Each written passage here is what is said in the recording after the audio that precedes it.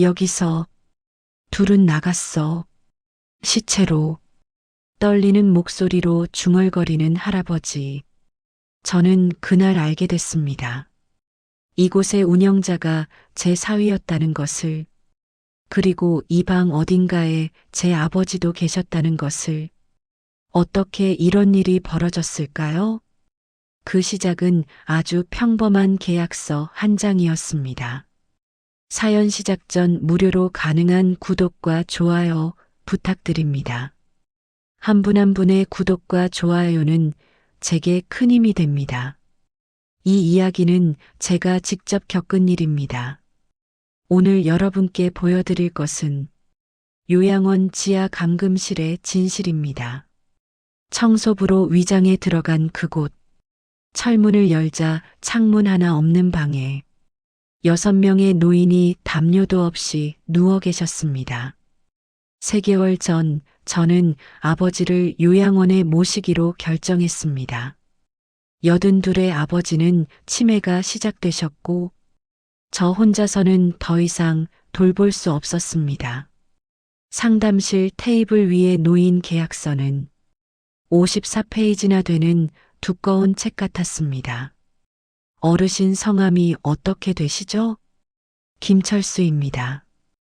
올해 82이시고요. 네, 그럼 보호자님 성함 여기. 그리고 이 페이지 밑에도 사인해 주세요. 페이지를 넘기며 저는 망설였습니다. 이게 다 뭐예요? 너무 많은데. 그때 사위가 웃으며 끼어들었습니다. 장모님, 걱정 마세요. 요새 요양원이 다 이래요. 법적 보호 때문에 서류가 많은 거예요. 직원도 거들었습니다. 네, 맞습니다. 여긴 특히 치매 어르신들 케어로 유명한 곳이에요. 호텔급 시설에 간호사 3교대 상주하고요. 제 친구가 추천해 준 곳이에요. 믿으셔도 됩니다. 저는 한숨을 쉬며 펜을 들었습니다. 그래, 믿어야지. 우리가 집에서는 도저히 모실 수가 없으니까. 그렇게 저는 54페이지를 끝까지 읽지 않았습니다. 39페이지 구조 사망에는 이렇게 적혀 있었습니다. 시설 내 질서 유지를 위한 격리 조치는 운영자의 재량에 따른다. 그 문장이 아버지를 사람에서 숫자로 바꾸는 첫 번째 문장인 줄도 모른 채 입소 당일 아버지는 불안한 표정이셨습니다. 딸아, 나 정말 여기 있어야 해? 저는 아버지 손을 꽉 잡았습니다. 아버지, 제가 매일 올게요. 여기가 제일 좋다고 했잖아요. 장인어른, 걱정 마세요. 제가 자주 확인할게요. 사위의 말에 아버지는 고개를 끄덕이셨습니다. 그래, 너희가 힘들까봐. 미안하다. 복도로 들어가시는 아버지. 뒤돌아보시는 아버지께 손을 흔들었습니다. 아버지, 내일 올게요. 아버지 모습이 복도 끝으로 사라졌습니다. 그게 아버지를 사람으로 본 마지막 순간이었습니다. 3개월이 지났습니다. 어느 날 사위가 집으로 찾아왔습니다. 테이블 위에 서류 봉투를 내려놓으며 말했습니다. 장모님, 잠깐 얘기 좀 해야 할 게 있어요. 무슨 일인데? 요양원비 말이에요. 한 달에 480만 원이잖아요. 3개월이면 1,440만 원이에요. 이게 계속 나가면 솔직히 부담이 큽니다. 저는 이미 알고 있었습니다. 그건 나도 알아. 그래서 내 퇴직금으로. 하지만 사위는 제 말을 끊었습니다. 아니요, 그게 아니라 아버님 명의 땅 있잖아요. 지방의 논. 가슴이 철렁 내려앉았습니다. 그건 아버지가 평생 모은. 장모님, 현실을 봐야죠. 어차피 농사도 못 지으시고 관리도 안 되는 땅이에요. 그냥 정리했습니다. 뭐라고? 사위는 태연했습니다. 어제 매각했어요. 1억 2천에 넘어갔고요. 이걸로 2년은 버틸 수 있어요. 제 목소리가 떨렸습니다. 내가 허락했어?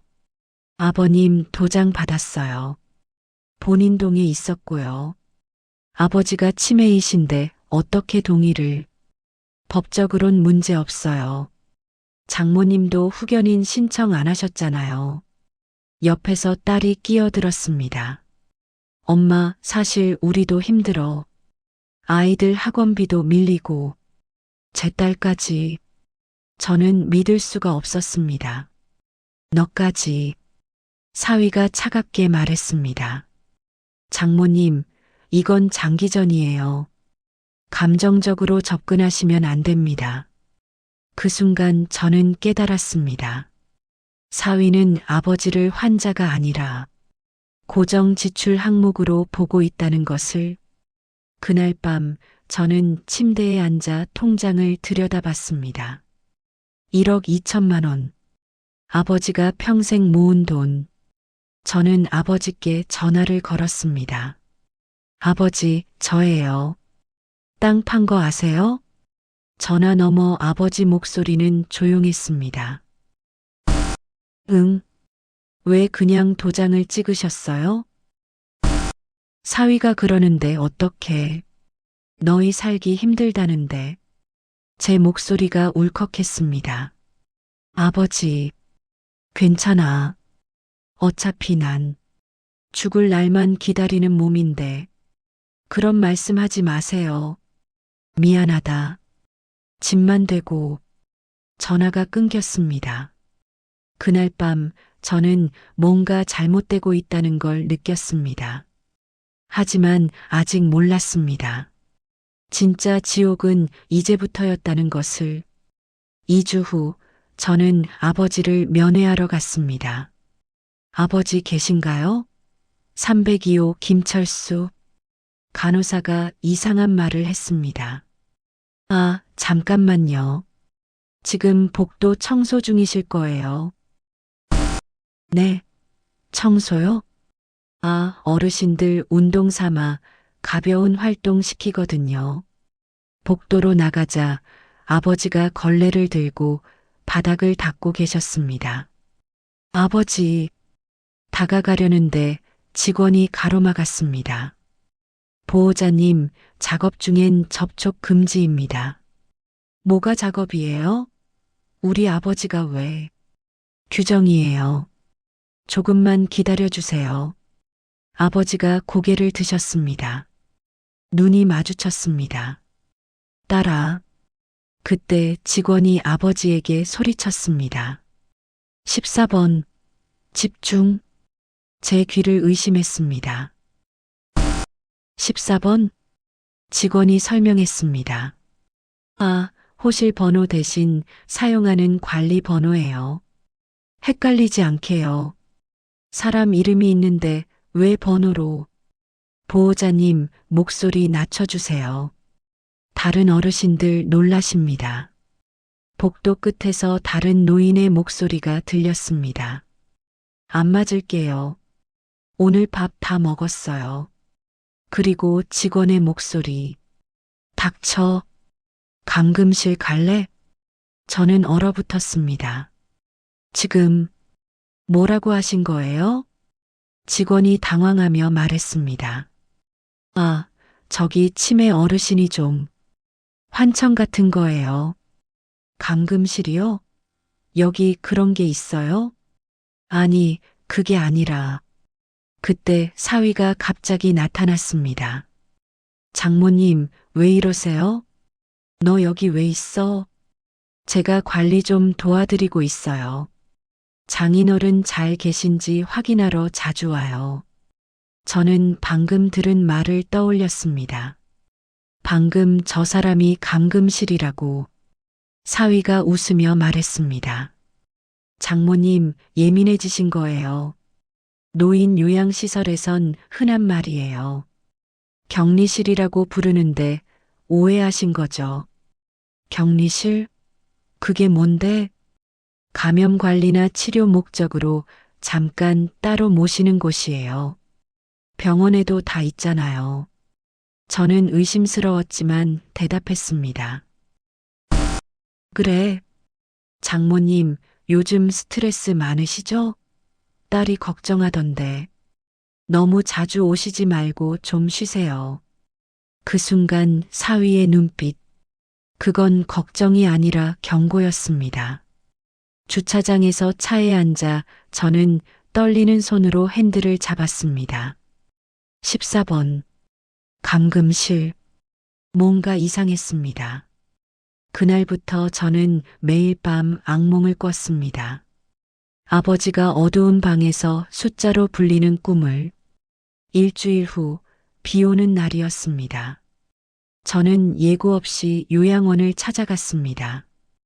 예고 없이 가야 진짜 모습을 볼 수 있다고 생각했으니까요. 로비는 텅 비어 있었습니다. 여보세요? 대답이 없었습니다. 복도 쪽에서 소리가 들렸습니다.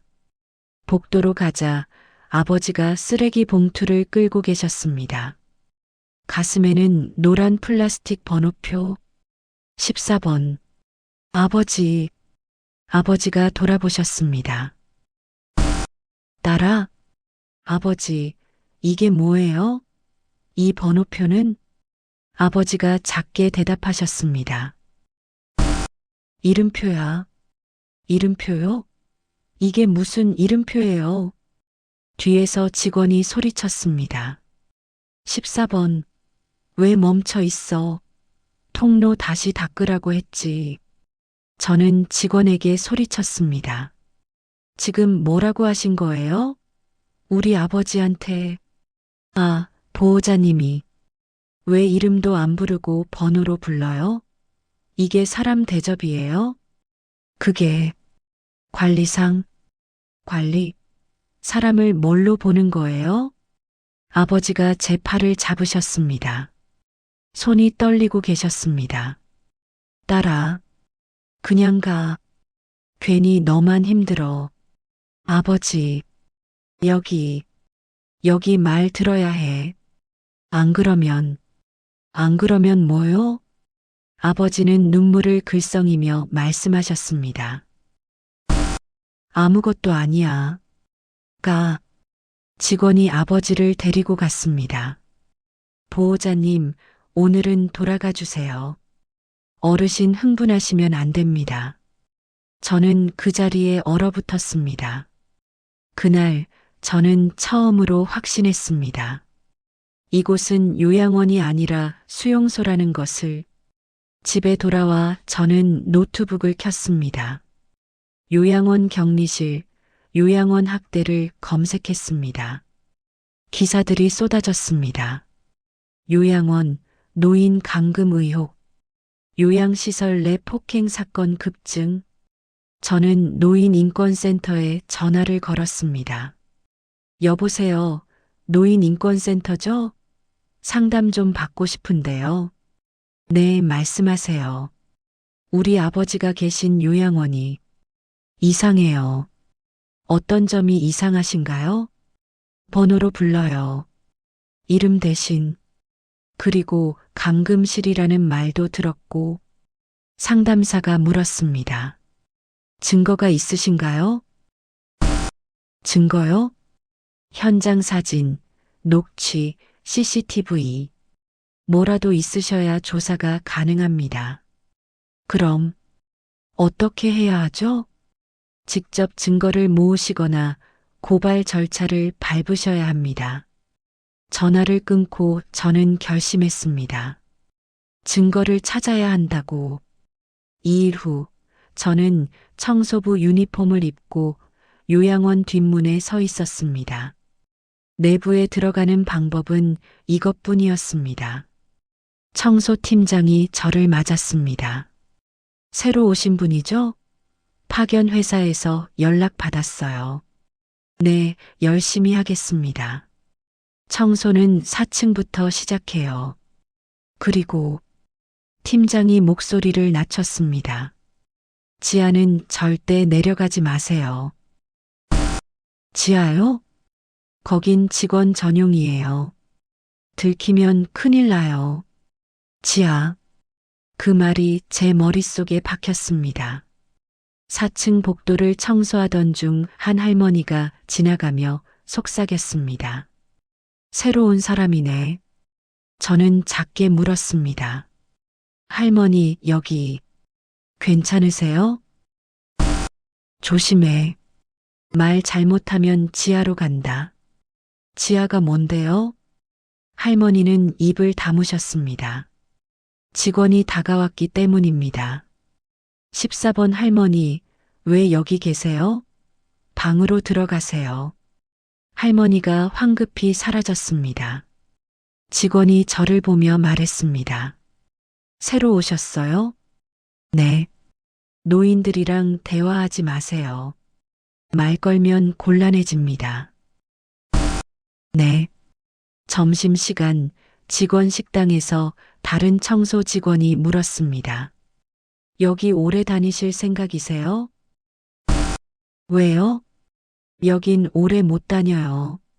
스트레스가 장난 아니거든요. 노인 돌보는 게 힘든가요? 직원이 쓴웃음을 지었습니다. 돌봐주기나 하면 다행이죠. 무슨 뜻이에요?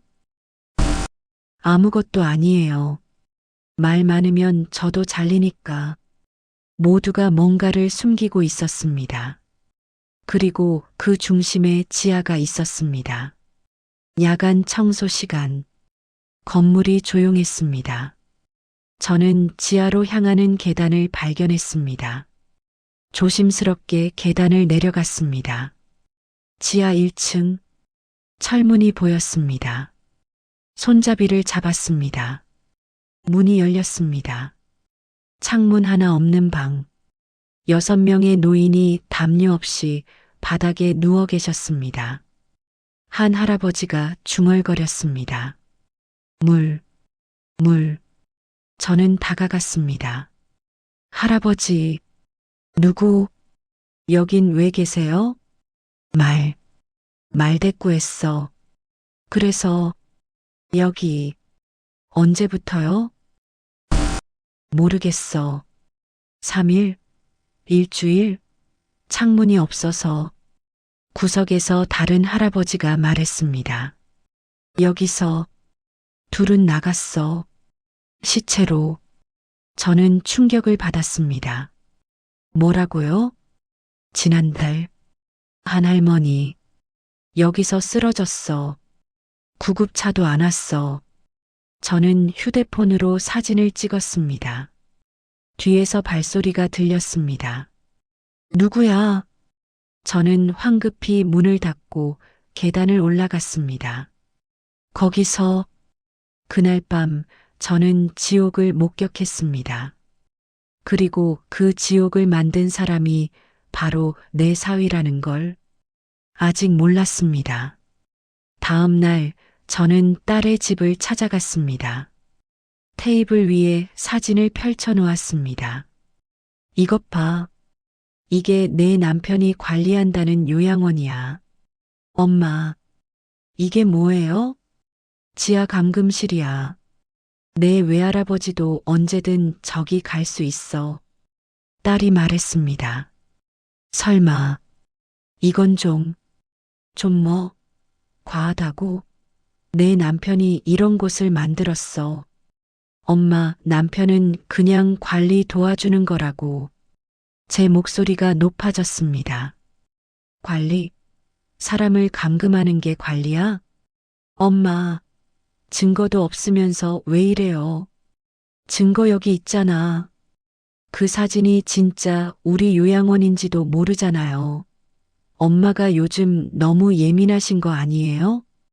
저는 믿을 수 없었습니다. 너, 진짜 그렇게 생각해? 딸이 눈물을 글썽이며 말했습니다. 엄마, 현실 좀 봐요. 외할아버지 돈 이미 다 썼어요. 앞으로 엄마 노후 자금도 위험해요. 그런데 지금 남편이랑 싸우면 그게 중요해? 내 외할아버지보다? 엄마 혼자서는 외할아버지 못 모셔요. 그거 알잖아요. 침묵이 흘렀습니다. 그렇구나. 너도 내 남편 편이구나.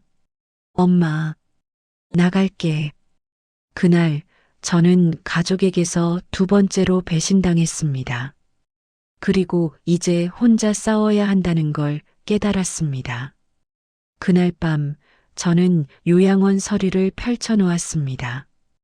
법인 등록증의 이사 명단에서 낯익은 이름을 발견했습니다. 정민수, 사위의 친구였습니다. 간호사 명단을 확인했습니다. 김영희, 박순자, 이미경, 4명, 3교대가 불가능한 인원이었습니다. 저는 요양원에 전화를 걸었습니다. 여보세요. 간호사 김영희 선생님 계신가요? 김영희 간호사요? 오늘 비번이신데요. 그럼 박순자 선생님은요? 박순자 선생님도 오늘 안 계시는데요. 그럼 지금 간호사가 아무도 없다는 거예요? 아, 아니요. 다른 분이. 잠깐만요. 전화가 끊겼습니다. 유령 간호사. 명단만 있고 실제로는 없는 것입니다. 아버지 통장 내역을 확인했습니다. 매달 요양원비 480만 원 외에도 허주 케어 플러스 120만 원, 허주 헬스케어 80만 원이 빠져나가고 있었습니다. 회사를 검색했습니다. 모두 정민수, 사위 친구가 대표였습니다. 요양원 법인 서류를 다시 봤습니다. 실제 대표 정민수, 모든 퍼즐이 맞춰졌습니다. 사위가 실제 운영자였습니다. 겉으로는 가족을 위한 희생, 속으로는 노인 착취 비즈니스, 아버지를 돈벌이 수단으로 사용하고 있었던 것입니다.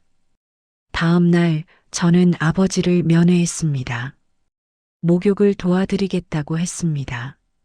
아버지, 제가 씻겨드릴게요. 괜찮아. 혼자 할 수 있어. 아니에요. 제가 할게요. 아버지의 옷을 벗기는 순간 저는 충격을 받았습니다. 등과 팔에 멍 자국이 가득했습니다.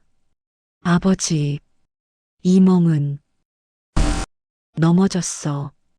거짓말하지 마세요. 이건 맞은 자국이잖아요. 아버지는 고개를 돌리셨습니다. 아버지, 제발 진실을 말씀해 주세요. 아버지의 목소리가 떨렸습니다. 맞았어. 누가요? 직원들. 말 안 들으면. 언제부터요? 첫날부터. 제 목소리도 떨렸습니다. 첫날부터요? 사위가 왔었어. 입소하고 5일 후에. 뭐라고 했어요?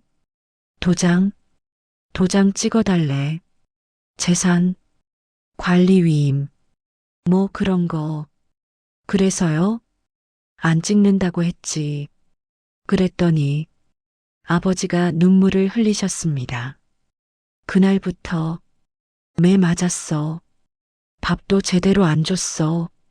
결국 찍었어. 저는 아버지를 껴안았습니다. 미안해요. 제가 몰랐어요. 너 탓 아니야. 내가 쓸모없어서. 그런 말하지 마세요. 아버지가 속옷 안쪽 주머니에서 접힌 종이를 꺼내셨습니다. 이거 숨겨뒀어. 언젠가 내가 알아줬으면 했어. 종이를 펼쳤습니다. 아버지의 떨리는 글씨로 적혀 있었습니다.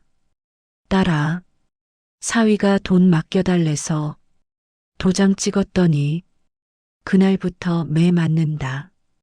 여기서 나가고 싶다. 하지만 너한테 짐 되기 싫다. 아빠가 미안하다. 날짜는 입소 5일 후. 저는 울부짖었습니다. 그 편지는 아버지가 남긴 마지막 구조 신호였습니다. 그리고 저는 그제서야 전쟁을 시작할 결심을 했습니다. 저는 은행을 찾아갔습니다. 아버지 명의 계좌 전부 동결해 주세요. 보호자님이시죠? 신분증 확인 부탁드립니다. 여기 있어요. 후견인 등록은 오늘 신청했어요. 긴급 조치로 일단 동결 부탁드려요.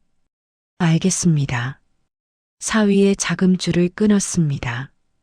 이 시간 후 사위에게서 전화가 왔습니다. 장모님, 지금 뭐 하신 거예요? 저는 침착하게 대답했습니다.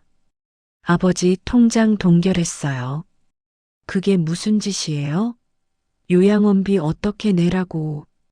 더 이상 당신한테 한 푼도 안 넘겨요. 장모님, 정신 차리세요. 아버님, 돌볼 데가 어디 있어요? 당신이 돌봤어요? 감금하고 때린 게 돌본 거예요? 사위의 목소리가 낮아졌습니다. 뭐라고 하셨죠? 다 알아요. 당신이 진짜 운영자라는 것도, 페이퍼 회사로 돈 빼돌린 것도, 지하 감금실도. 증거 있어요? 있어요. 장모님, 후회하실 겁니다. 그 말은 내가 해야 할 것 같은데요. 전화를 끊었습니다. 전쟁이 시작됐습니다. 저는 경찰서를 찾아갔습니다. 노인학대, 횡령, 감금죄로 고발하신다는 거죠? 네. 증거 자료 있으신가요? 여기 있습니다. USB를 건넸습니다. 감금실 사진, 녹취 파일, 회계 서류, 아버지 진술서. 경찰이 자료를 확인했습니다. 이 정도면 충분합니다. 바로 조사 들어가겠습니다. 빨리 부탁드려요. 지금도 그곳에 계신 노인분들이. 알겠습니다. 3일 후 사위가 기자회견을 열었습니다. 오늘 이 자리에 선 것은 억울한 누명을 벗기 위함입니다. 기자들이 질문했습니다. 장모님이 고발한 내용에 대해서는 전부 사실무근입니다. 장모님께서 요즘 정신적으로 많이 힘드신 상태세요. 감금실 사진은요? 격리실입니다. 감염병 관리를 위한 정식 시설이고요. 장모님이 오해하신 겁니다. 횡령 의혹은요? 장인어른께서 직접 동의하신 정당한 재산 관리였습니다. 모든 서류가 있습니다. 사위는 자신이 피해자라고 주장했습니다. 오히려 제가 피해자입니다. 가족을 위해 헌신했는데 이런 누명을 쓰게 됐습니다. 사위는 완벽하게 준비된 방어막을 쳤습니다. 언론은 흔들리기 시작했습니다. 그날 저는 TV로 기자회견을 봤습니다. 장모님의 망상이 가족을 파괴하고 있습니다. 망상이라는 말에 손이 떨렸습니다. 휴대폰이 울렸습니다. 낯선 번호였습니다. 여보세요? 요양원 고발한 사람이죠? 누구세요? 그냥 조용히 넘어가세요. 당신 혼자 이길 수 없어요. 이게 무슨 경고예요. 전화가 끊겼습니다. 하지만 저는 물러서지 않았습니다. 사위가 언론 플레이를 한다면 저는 진짜 증거를 보여주기로 했습니다. 실시간으로 전부 생방송을 시작했습니다. 시청자 여러분, 안녕하세요. 저는 요양원 학대 피해자 가족입니다. 시청자 수가 올라가기 시작했습니다. 지금부터 보여드릴 영상들은 모두 실제로 제가 촬영한 것들입니다. 첫 번째 영상을 재생했습니다. 지하 감금실, 노인들이 바닥에 누워있는 모습, 창문 없는 공간. 이것이 제 아버지가 계신 요양원의 지하 감금실입니다. 댓글이 폭발했습니다. 이게 진짜예요? 신고해야 하는 거 아니에요? 충격적이네요. 녹취 파일을 재생했습니다. 14번 말대꾸하지 마. 지하로 내려갈래? 죄송합니다. 밥 안 줄 거야. 반성해. 시청자 수가 10만 명을 돌파했습니다. 그리고 이 요양원의 실제 운영자는 제 사위입니다. 회사 서류를 공개했습니다. 페이퍼 컴퍼니를 통해 아버지 재산을 빼돌렸고 유령 간호사를 등록해 보조금을 부정 수급했습니다. 그때 사위에게서 전화가 왔습니다. 지금 사위에게서 전화가 왔네요. 시청자 여러분도 들어보시겠어요? 스피커폰으로 전환했습니다. 당장 꺼. 이게 무슨 짓이야? 사실을 말하는 게 무슨 짓이에요? 너 후회할 거야. 여러분 들으셨죠? 이게 요양원을 운영하는 사람의 태도입니다. 시청자 수가 50만 명을 돌파했습니다. 댓글이 쏟아졌습니다. 경찰 신고했어요. 언론에 제보할게요. 이건 범죄잖아요. 1시간 후 경찰이 요양원에 급습했습니다. 압수수색 영장입니다. 뭐예요? 지하로 안내하세요. 지하 감금실이 발견됐습니다. 이런, 이게 뭐야? 노인들이 구조됐습니다. 생방송은 200만 명이 시청했고, 그날 밤 사위는 체포됐습니다. 그날 밤 집 앞 초인종이 울렸습니다. 문을 열자 사위가 무릎 꿇고 있었습니다. 어머님, 왜 왔어요? 용서해 주세요. 한 번만요. 용서요? 사위가 눈물을 흘렸습니다. 제가 잘못했어요. 딸 생각해서 한 번만. 우리 딸 생각했으면 아버지를 그렇게 대했어요? 사업이 어려워서 어쩔 수 없었어요. 어쩔 수 없다고요? 사람을 때리고 가두는 게 어쩔 수 없는 거예요? 어머님, 제발. 저도 가족이잖아요. 저는 차갑게 대답했습니다. 가족? 아버지 맞을 때 당신은 가족이라고 생각했어요? 사위는 대답하지 못했습니다. 당신은 가족이 아니었어요. 처음부터 문을 닫았습니다. 법원에서 판결이 나왔습니다. 피고인 정민수는 노인학대, 횡령, 감금, 폭행 등의 죄로 징역 7년을 선고한다. 또한 부정수급한 보조금 전액과 피해자 재산을 환수하라. 정의는 실현됐습니다. 하지만 대가도 있었습니다. 딸이 이혼 서류를 들고 찾아왔습니다. 엄마. 왔구나. 이혼했어요. 그래. 엄마가 옳았어요. 내가 틀렸고 침묵이 흘렀습니다. 근데 엄마, 왜 이렇게까지 해야 했어요? 이렇게까지라니?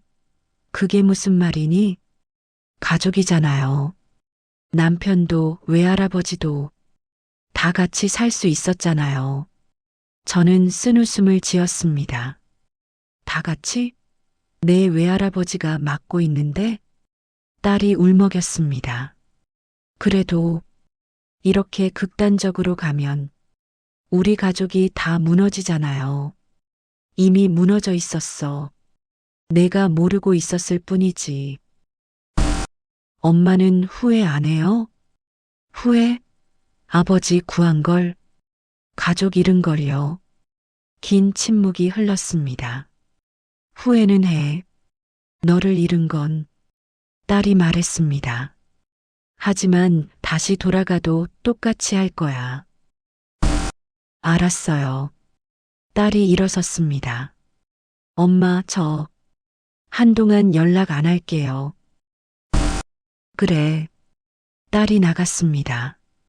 저는 아버지를 구했지만 딸을 잃었습니다. 이것이 정의의 대가였습니다.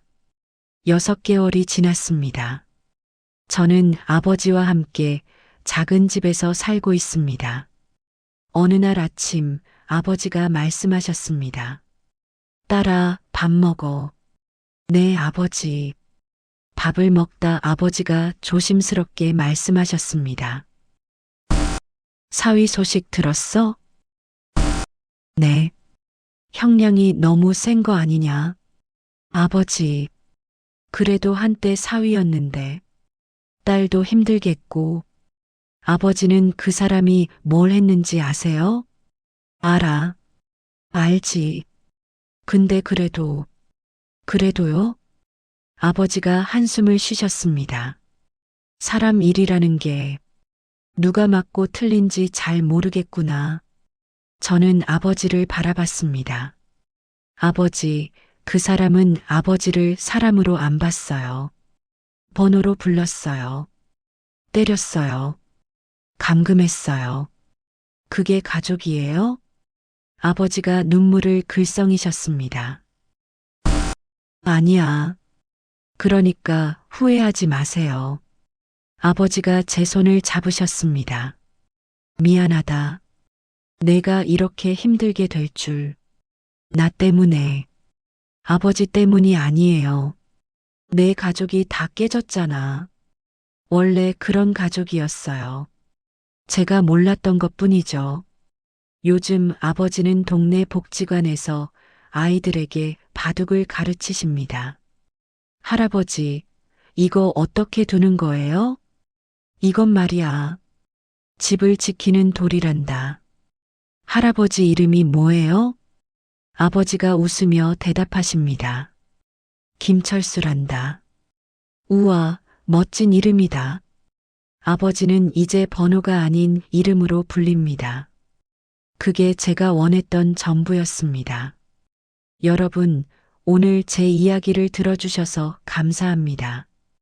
요양원은 건물이 아니라 사람의 마음이 운영합니다. 가족이 외면하면 지옥은 계약서 문제보다 빨리 열립니다. 오늘 부모님 이름을 한번 불러주세요. 그 이름이 사람을 지키는 마지막 방패입니다. 이 이야기는 실화를 바탕으로 했습니다. 지금도 어딘가에서 번호로 불리는 누군가가 있을지 모릅니다. 당신의 관심이 그들을 구할 수 있습니다. 노인학대 신고 1577-1389 24시간 상담 가능. 당신의 작은 관심이 누군가의 생명을 구합니다.